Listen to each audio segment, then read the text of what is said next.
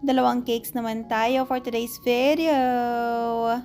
Mami, tara na G! Habang gumagawa tayo ng mga cakes natin, pag-usapan natin yung pagiging baker and at the same time, content creator. Alam nyo mga mi, napakahirap mag-isip ng mga sasabihin every time na nagvo-voice over kapag gumagawa ng cakes or kapag ka nag-i-edit para lang meron tayong masabi or maituro or maibigay na advice sa mga followers. Kagaya ko, may mga times na hindi ako nagpo-post ng mga videos na merong voice over kasi wala na akong mga maisip.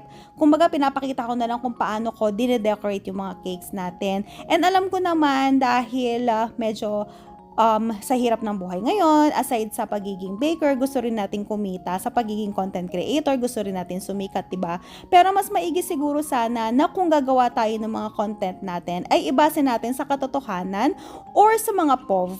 Kunyari, meron kayong na-experience before or meron kayong nakikitang post sa ibang baker na na-experience nila at gusto nyong gawa ng content, mas maigi siguro na linawin natin sa mga viewers natin na POV lang ito or ito ay based lang dun sa mga nabasa or mga nakita natin.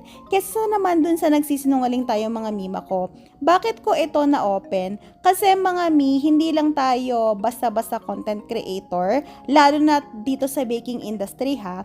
Kaya tayo merong content na paggawa ng cake kasi hindi ba nagnenegosyo tayo? Nagbebenta tayo ng mga cake sa mga customers natin. And since nagnenegosyo tayo, ang pinaka number 1 na dapat na iniingatan natin is credibility at yung pangalan natin. Imagine, nag-create ka ng isang content tapos meron kang kasamang cake. Yung cake na yun ay order ng isang customer. Tapos ipopost mo siya na parang kesyo hindi nagustuhan ni customer, kesyo pangit, ganyan, kesyo nasira, ganun. Tapos hindi naman talaga nangyari. Anong sasabihin ng mga customers or ng mga taong nakakita ng cake na yon, hindi ba? Kayo lang rin naman ang sisira or magpapaganda ng pangalan ninyo. Kaya kung ako sa inyo, iingatan ko ang pangalan ko at mamahalin ko ang mga followers ko at mga customers ko para hindi rin tayo masyadong nababash. At kung okay naman ang mga content mo, di ka naman nagsisinungaling tapos may basher ka pa rin, pabayaan mo na lang sila mga mima ko. Ang importante, malinis ang pangalan mo. Ayun lang naman for today's video. See you on our next video. Bye!